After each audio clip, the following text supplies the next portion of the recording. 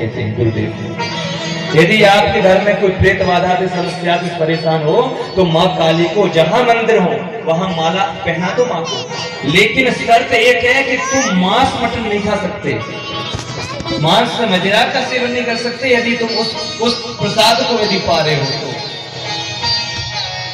और तुम्हारे अलावा परिवार के अलावा चाहे जिज्जी हो, चाहे मौसी हो, चाहे फूगा हो, चाहे फूफा हो, ये एक ना खाए।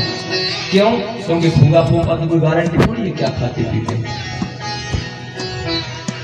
यदि तुम्हें अपने परिवार वालों पर भी विश्वास हो तभी इस नींबू का वो सेवन करें, उस अचार को वो खाएं, नहीं तो आप सबको परोस दो। उल्टा प्रभाव हो जाता है। क्योंकि भाई पदार्थ जितना दिव्य हो, ये हम बताते आ रहे हैं, पात्र उतना दिव्य होना चाहिए। तो माता को माला पहनाओ 108 51 जितना सामर्थ्य हो, 51 तो कम से कम हो चाहिए। माता को माला पहनाओ, 1-2 दिन हो जाए, उतारो माला और बढ़िया अचार डालो घर में उनका, नींबू का। मखाने तो खीर बना दो बस। देखो आपकी बुद्धि, आपके अंदर ये सब चीजें जो हो रही हैं आजकल, ये कुछ नहीं होगा। और ये तुम जो बोलोगे वो फलित हो जाएगा, जो सोचोगे वो पूरा हो जाएगा। ऐसा तुम्हारे अंदर चमत्कार होगा। इसलिए देवी भागवत है, ये भागवत नहीं है, देवी कथा चमत्कारों। चाहे काली हो, चाहे भद्रकाली हो, चाहे दक्षिण काली हो, चाहे महाकाली माँ हो, ये सब माँ की अंशभूता है। माता ये दुर्गा है, इनकी अंशभूता है। अब आप लोगों ने देखा है कि गुरुजी हमारे सियाने तो चढ़ाते, तो हम दुर्गा जी की पूजा कैसे करें? तो तुम्हारे जो सियाने चढ़ाते भैया, जिनकी पूजा करते हैं, अब आप नहीं कर रहे, आपने मुझे सुना है, तो सियाने जो करते थे वो तामसिक देवियों का पूजन करते थे। दुर्गा माता की अंश चंडी, यहाँ अभी चामुंडा माता ने चंड मुंडा जैन भी गौरी कर लो। पितृ संतुष्ट नहीं है तो तुम्हारा कुछ होने वाला नहीं है।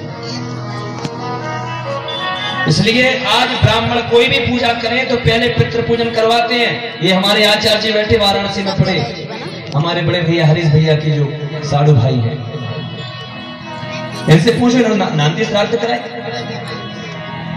नांदी श्राद्ध क्या? वही तो पितरों का पूजन है। कोई भी घर में अच्छा काम करो तो 2 पूजन अवश्य करो, एक पितरों का पूजन और दूसरा कुल देवताओं को मनाओ। चाहे मकान बनाओ, चाहे दुकान खोलो, कोई भी घर में अच्छा काम करो तो पहले इनका पूजन करो, इनको मनाओ, क्योंकि इनकी कृपा के बिना तुम्हारा कोई काम कभी सफल नहीं हो सकता। इसलिए आज घर में जब तुम अनुष्ठान कराते हो तो एक पूजा नांदी श्राद्ध की होती है कि नहीं? वो तुम्हारे पितरों की पूजा होती है।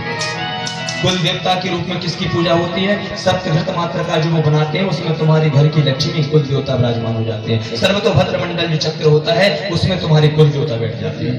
हो गई पूजा कुल देवता। इसलिए मेरे प्रिय श्रोताओं, ये ब्रह्म सत्य मैं बताते जा रहा हूं। आप मेरी बात मानो अथवा ना मानो, लेकिन मान जाओगे तो जीवन भी सफल होगा। इस लालच में नहीं कि मुझे तुम दोबारा पूछो, बिल्कुल नहीं। वो माँ भगवती इस बात की साक्षी है। लेकिन मैं निस्वार्थ भाव से क्या कर जा रहा हूं, जब भी कोई काम करो जीवन में आगे बढ़ना है तो पितरों को और कुल देवताओं को पकड़ के रखना, तो हर बुलंद